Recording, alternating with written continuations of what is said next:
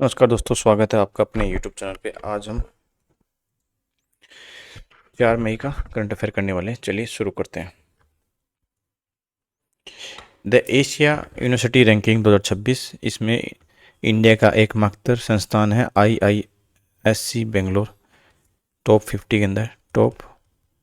के अंदर इंडिया का एकमात्र संस्थान है IISc बेंगलोर, जिसको 43rd रैंक मिली है। ठीक है। सिंगुआ यूनिवर्सिटी है चाइना की, जिसको फर्स्ट रैंक मिली है। सिंगुआ university China, first rank. Top 50 में इंडिया का एकमात्र संस्थान है IISc, याद रखना इम्पोर्टेंट है। टाइड्स ऑफ टाइम्स, ये बुक है सुधा मूर्ति जी की। इनके पति का नाम नारायण मूर्ति है। नारायण मूर्ति इम्पोर्टेंट है। ये इन्फोसिस के ब्रांड के डायरेक्टर है, CEO है। जो मालिक इन्फोसिस के मालिक यही है। और इन्फोसिस का ब्रांड एम्बेसडर किसको बनाया है अभी? ब्रांड एम्बेसडर इन्फोसिस का ग्लोबल ब्रांड एम्बेसडर बनाया किसको? Carlos Alcaraz. ये टेनिस के नंबर 1 प्लेयर है, कार्लोस अल्कराज। और सुधा मूर्ति जी की एक दूसरी किताब है डॉलर बहू, इन्हीं की फेमस बुक है। नेक्स्ट क्वेश्चन इंपॉर्टेंट है। जातीय एकता कानून, एथनिक यूनिटी लॉ, ये लागू करने वाला पहला देश है चाइना, और 1 जुलाई 2026 से प्रभावी हो जाएगा। इस कानून के तहत स्कूल में क्या सिखाई जाएगी? जो चाइना की जो लैंग्वेज है मंडारिन, वो उस भाषा को अनिवार्य रूप से पढ़ाया जाएगा। जैसे इंडिया है, इंडिया में हर स्टेट में अलग अलग भाषा चलती है। साउथ में तमिल, तेलुगु, कन्नड़, मलयालम। नॉर्थ ईस्ट में अलग चलती है, और नॉर्थ में हिंदी चलती है। तो पूरी इंडिया में एक लैंग्वेज नहीं है। तो ये चाइना वाले कि इस कानून के तहत क्या करेंगे कि पूरे चाइना में एक लैंग्वेज होगी, जिससे जो अल्पसंख्यक वर्ग है, जिनका जो माइनॉरिटी ग्रुप है, उनको क्या लेके आएंगे इस भाषा के तौर पे। उनको जो उनका हवान ग्रुप है, जो उनका सबसे बड़ा ग्रुप है, एथनिक ग्रुप, उसके अंदर इनको धीरे धीरे शामिल करेंगे। क्या होता है कि जब भाषा के आधार पर लोग अलग भाषा बोलते हैं तो उनको उस तरीके से देखा जाता है। ठीक है। अब देखें, कोई साउथ वाला है, वो तेलुगु बोलेगा तो आपको अलग अलग, आप तेलुगु आपको आएगी नहीं, तो उसको आप अलग नज़रिए से देखोगे। यदि सभी हिंदी बोलेंगे तो आप उसको उस नज़रिए से नहीं देखोगे। ठीक है। तो उसी नज़रिए को ख़त्म करने के लिए चाइना क्या कर रहा है कि जातीय एकता कानून लेके आ रहा है।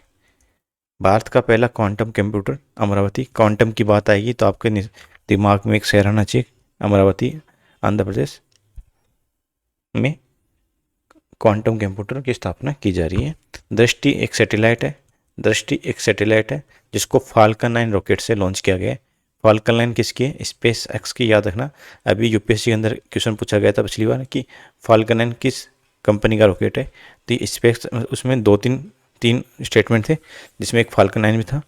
फाल्कन 9 किसका रॉकेट है? स्पेस एक्स किसका आपको पता होगा? एलन मस्क है। दुनिया के 1 नंबर के, पैसों में 1 नंबर पे आते हैं। और गैलेक्सी आई, ये अच्छा, जो दृष्टि सैटेलाइट किस कंपनी का है? ये गैलेक्सी आई कंपनी का है। ये भारत का पहला कॉमर्शियल सैटेलाइट होगा, भारत का पहला। अच्छा, गैलेक्सी आई कहाँ पे है? ये बेंगलोर के अंदर है, बेंगलोर के अंदर है।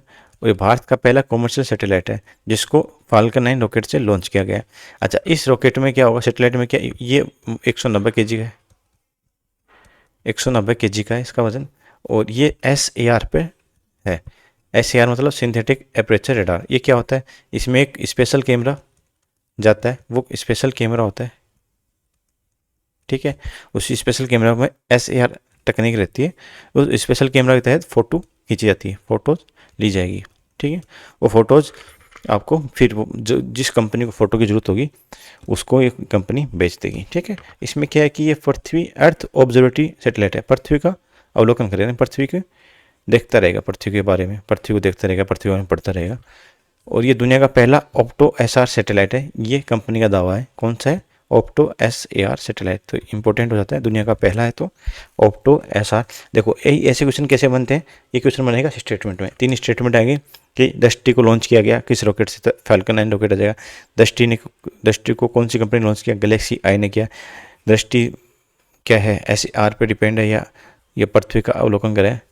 उपग्रह है। तो ऐसे 3-4 स्टेटमेंट आ जाएगी, आपको पूछेंगे कौन सा स्टेटमेंट सही है गलत है। अभी निसार, नासा और इसरो ने लॉन्च किया था, निसार, नासा और इसरो ने, ये भी किस पे, SAR सिंथेटिक एपरेचर रेडार पे इसको लॉन्च किया था, याद रखना, GSLV F-16, इंडिया ने लॉन्च किया था GSLV F-16।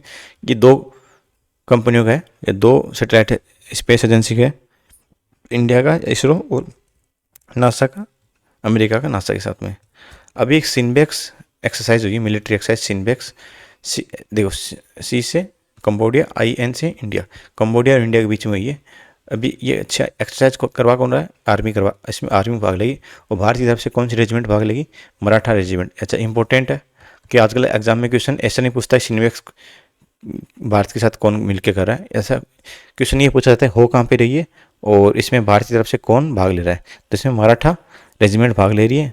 इस बार इसका होस्ट है 2026 का कंबोडिया, 2025 का था, 2025 में कौन था, सिनबेक्स 1 थी, सिनबेक्स 1 थी और इसका होस्ट था पुणे में हुई थी 2025 में।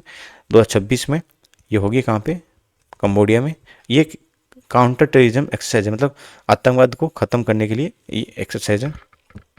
अब देखिए और भी एक्सरसाइज है, देखिए साथ एकता या एक्वेरियन 2 एक्सरसाइज है। ये मालदीव, इंडिया और मालदीव से, इंडिया सबके अंदर है, भारत सबके अंदर है, इंडिया और मालदीव। समुद्र लक्ष्मण मलेशिया और भारत है, साइक्लोन इजिप्ट और इंडिया है, खंजर किर्गिस्तान है, डेजर्ट साइक्लोन UAE के साथ में है, मालाबार इंडिया, USA, जापान और ऑस्ट्रेलिया है, गरुड़ शक्ति में इंडोनेशिया आ जाता है और संप्रीति में बांग्लादेश है।